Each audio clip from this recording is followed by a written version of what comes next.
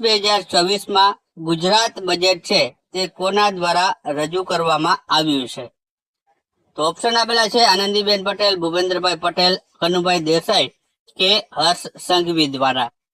તો આમાં મિત્રો જવાબ આવશે તે આવશે ઓપ્શન સી આવશે, કનુભાઈ દેસાઈ છે તેમના દ્વારા છે વર્ષ 2026 નું ગુજરાત બજેટ છે તે રજૂ કરવામાં આવ્યું છે.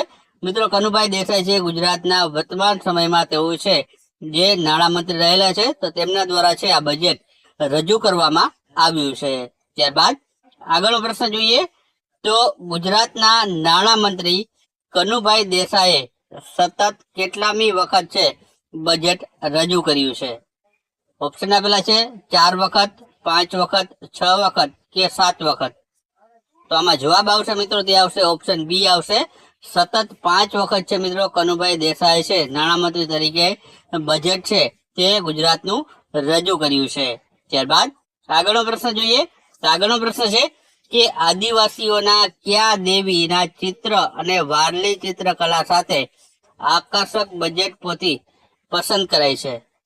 તો ઓપ્શન આપેલા છે નંદા દેવી, કંસરી દેવી, પૂજા દેવી કે સમૃદ્ધિ દેવી.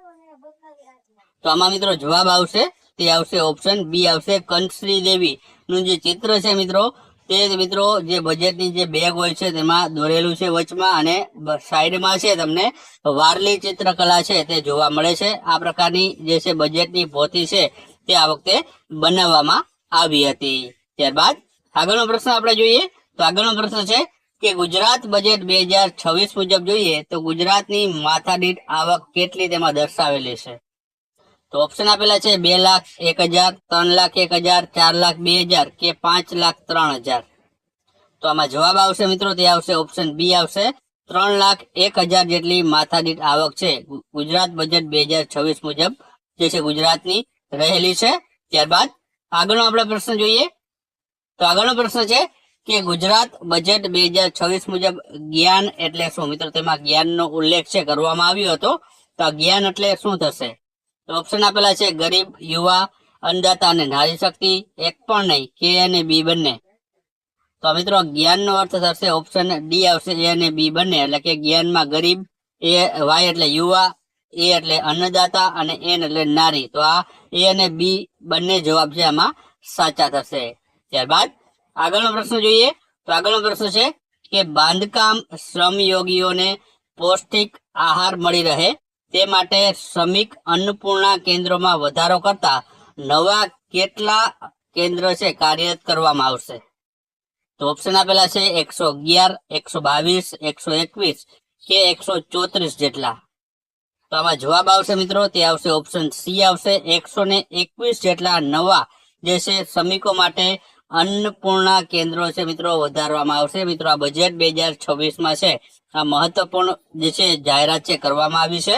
ત્યારબાદ આગળનો આપણે પ્રશ્ન જોઈએ તો આગળનો પ્રશ્ન છે કે વિકસિત ભારત ગેરંટી ફોર રોજગારી એન્ડ આજીવિકા મિશન ગ્રામીણ માટેની જે યોજનાની ગ્રામ્ય વિસ્તારોની જે સુખાકારી અને રોજગારી માટેની જે છે કામના દિવસો 100 હતા જે વધારીને છે હવે કેટલા કરવામાં આવેલા છે? મિત્રો પેલા 100 હતા, હવે છે તેમાં વધારો કરીને કેટલા કરવામાં આવ્યા છે?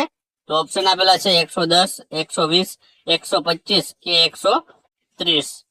તો આમાં જવાબ આવશે મિત્રો તે આવશે ઓપ્શન સી આવશે, 125 જેટલા હવે દિવસો કરવામાં આવ્યા છે. પેલા 100 હતા જે હવે વધારીને 125 દિવસની રોજગારી છે આપવાની જે જાહેરાત છે કરવામાં આવી છે. ત્યારબાદ આગળનો પ્રશ્ન છે કે આદિજાતિ, અનુસૂચિત જાતિ, વિકસિત જાતિ તેમજ આર્થિક રીતે પછાત વર્ગના આશ્રમ શાળાઓ અને ગ્રાન્ટ ઇન જે છાત્રાલયો છે તેમાં જે અભ્યાસ કરતા આશરે 2,77,552 વિદ્યાર્થીઓને મળતી માસિક સહાય 2160 માં કેટલા વધારો કરીને 2500 કરવામાં આવી છે? એટલે પેલા 2160 આપવામાં આવતી હતી, હવે 2500 આપવામાં આવે છે. તો કેટલો વધારો કરવામાં આવ્યો છે? તો ઓપ્શન આપેલા છે 340 રૂપિયાની, 240, 340, 440 કે 540 રૂપિયાની. તો આમાં જવાબ આવશે ઓપ્શન બી આવશે, 340 રૂપિયાનો જે હવે વધારો કરવામાં આવ્યો છે. પહેલા મિત્રો છે 2160 રૂપિયા છે વિદ્યાર્થીઓને માસિક સહાય આપવામાં આવતી હતી, હવે વધારીને વિદ્યાર્થીઓને છે 2500 રૂપિયા માસિક સહાય આપવાની જાહેરાત છે બજેટ 2026 માં કરવામાં આવેલી છે. ત્યારબાદ આગળનો પ્રશ્ન જોઈએ તો સ્ટાર્ટઅપ માટે આઈ હબ અમદાવાદ ખાતે ઊભી થયેલી જે ઇકોસિસ્ટમ છે તેને વિસ્તારવા માટે છે ક્યાં આઈ હબ છે તેના રિજનલ સેન્ટર હવે છે સ્થાપવામાં આવશે. ક્યાં સ્થાપવામાં આવશે? તો ઓપ્શન આપેલા છે સુરત અને વડોદરામાં, મહેસાણા અને રાજકોટમાં, જામનગર અને અમરેલીમાં કે એ અને બી બંનેમાં. તો આમાં જવાબ આવશે મિત્રો ઓપ્શન ડી આવશે, એ અને બી બંનેમાં, એટલે કે સુરત અને વડોદરામાં અને મહેસાણા અને રાજકોટ આ 4 જિલ્લાઓમાં છે હવે આઈ હબ ના જે છે રિજનલ સેન્ટર છે જે સ્ટાર્ટઅપ માટેના છે સ્થાપવામાં આવશે. ત્યારબાદ આગળનો આપણે પ્રશ્ન જોઈએ તો યુવાનોની નવીન વિચાર શક્તિ, ટેકનોલોજી પ્રત્યેનું અભિરુચિ અને સાહસના કારણે અત્યાર સુધી આશરે કેટલા હજાર જેટલા સ્ટાર્ટઅપ નોંધાયેલા છે, જેના પરિણામે રાજ્ય સરકારે ભારત સરકાર દ્વારા રાજ્ય સરકારને છે બેસ્ટ જે છે પરફોર્મર સ્ટેટનો એવોર્ડ મળ્યો છે. તો મિત્રો કેટલા હજાર છે તે સ્ટાર્ટઅપ અત્યાર સુધીમાં નોંધાયા છે ગુજરાતમાં? તો ઓપ્શન આપેલા છે 15,000, 16,000, 17,000 કે 18,000 જેટલા. તો આમાં જવાબ આવશે મિત્રો તે આવશે ઓપ્શન બી આવશે, 16,000 જેટલા જે છે સ્ટાર્ટઅપો નોંધાયેલા છે, જેને પરિણામે આપણા ગુજરાત રાજ્યને છે બેસ્ટ પરફોર્મર સ્ટેટનો એવોર્ડ છે તે આપવામાં આવેલો છે. ત્યારબાદ આગળ મિત્રો કેટલીક અગત્યની જે જાહેરાતો કરવામાં આવી છે તેના વિશે વાત કરીએ તો મિત્રો ગ્રામ્ય અને શહેરી બંને વિસ્તારોમાં મહિલાઓ માટે જે છે સંચાલિત સ્વરોજગાર પ્રવૃત્તિને વિસ્તૃત કરવા માટે, નવા વ્યવસાય શરૂ કરવા અને હાલના વ્યવસાયને સ્કેલ અપ કરવા માટે 47 કરોડ રૂપિયાની છે જોગવાઈ કરવામાં આવી છે. ઉપરાંત ધોરણ 3 થી 6 વર્ષના જે બાળકો છે તેને આંગણવાડીમાં ગરમ નાસ્તો અને ભોજન તેમજ બાળકો, કિશોરો અને સગર્ભા જે ધાત્રી માતાઓ છે તેને ટેક હોમ રાશન પૂરું પાડવા માટે છે પૂરક પોષણ યોજના છે અંતર્ગત 972 કરોડ રૂપિયાની જોગવાઈ છે આ બજેટમાં કરવામાં આવેલી છે.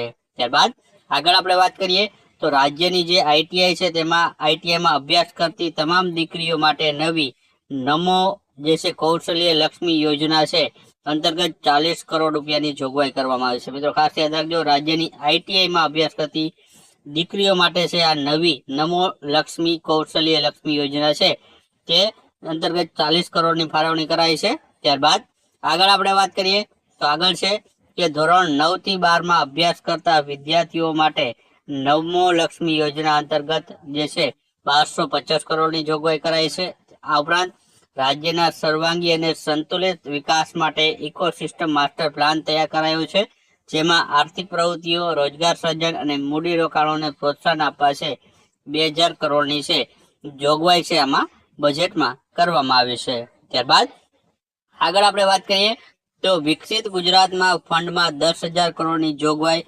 ઉપરાંત વિકસિત ગુજરાત ફંડ હેઠળ રાજ્યના વિકાસ અને લાંબા ગાળાના અને મહત્વાકાંક્ષી પ્રોજેક્ટ હાથ છે આમાં ધરવામાં આવ્યા છે. ત્યારબાદ રાજ્યના મહત્વના સ્થળોને જોડતા એવા છે નમો શક્તિ એક્સપ્રેસવે જે સોમનાથ દ્વારકા એક્સપ્રેસવે પ્રોજેક્ટ છે તેમાં વધુ 3,000 કરોડ રૂપિયાની જોગવાઈ છે કરવામાં આવેલી છે.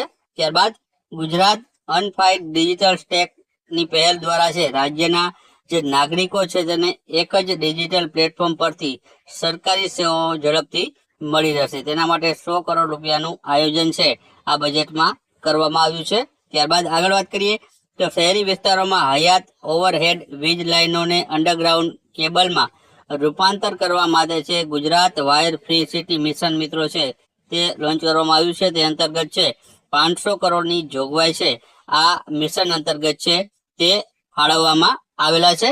ત્યારબાદ આગળ આપણે વાત કરીએ તો આગળ છે મિત્રો રોજગારીની નવો તકો ખુલે અને હેતુથી મુખ્ય શહેરોની નજીક આધુનિક સુવિધાઓ માટે 5 નવા સેટેલાઇટ ટાઉન વિકસાવવામાં આવશે, જેમાં કલોલ છે, સાણંદ છે, સાવલી, બારડોલી અને હીરાસરના વિકાસનું આયોજન છે તે આમાં કરવામાં આવ્યું છે. આ ઉપરાંત રિજનલ રેપિડ ટ્રાન્ઝિટ સિસ્ટમથી મોટા શહેરોને જોડવામાં આવશે. ત્યારબાદ આગળ આપણે વાત કરીએ તો વર્ષ 2026માં ગુજરાતને છે પ્રવાસન વર્ષ તરીકે છે ઉજવવાની જાહેરાત કરાઈ છે. ખાસ યાદ રાખજો મિત્રો, ગુજરાત પ્રવાસન વર્ષ તરીકે છે વર્ષ 2026 ઉજવવાની જાહેરાત છે કરવામાં આવી છે. ત્યારબાદ હજારો વર્ષ જૂની આપણી જે સિંધુ સંસ્કૃતિના સાક્ષી એવા લોથલ અને ધોળાવીરા છે એ વિશ્વભરમાં પ્રવાસ માટે નવા છે આકર્ષણના કેન્દ્ર બનવાના છે. ત્યારબાદ આગળ વાત કરીએ તો લોથલમાં બની રહ્યું છે ભારતનું પ્રાચીન સાંસ્કૃતિક અનુભૂતિ કરાવતું નેશનલ મેરીટાઈમ હેરિટેજ મ્યુઝિયમ હાલ છે મિત્રો બની રહ્યું છે, તેની પણ જે માહિતી આમાં આપવામાં આવેલી છે. ત્યારબાદ રાજ્યના જે પ્રવાસન સ્થળો ખાતે છે 1000 ટુરિસ્ટ ગાઈડની તાલીમ પણ છે તૈયાર કરવાનું આયોજન છે જે રાજ્ય સરકાર દ્વારા કરવામાં આવ્યું છે અને ઉપરોક્ત યોજનાઓ માટે છે 95 કરોડ રૂપિયાની જોગવાઈ છે તે રાજ્ય સરકાર દ્વારા છે ફાળવવામાં આવી છે. તો મિત્રો આથી ગુજરાત બજેટ 2026ની મહત્વપૂર્ણ જે જાહેરાતો જે આપણે રજૂ કરવાનો પ્રયત્ન કર્યો છે. વિડીયો પસંદ આવ્યો હોય તો વિડીયોને લાઈક કરજો અને વિડીયોને તમારા મિત્રો સાથે અવશ્ય શેર કરજો.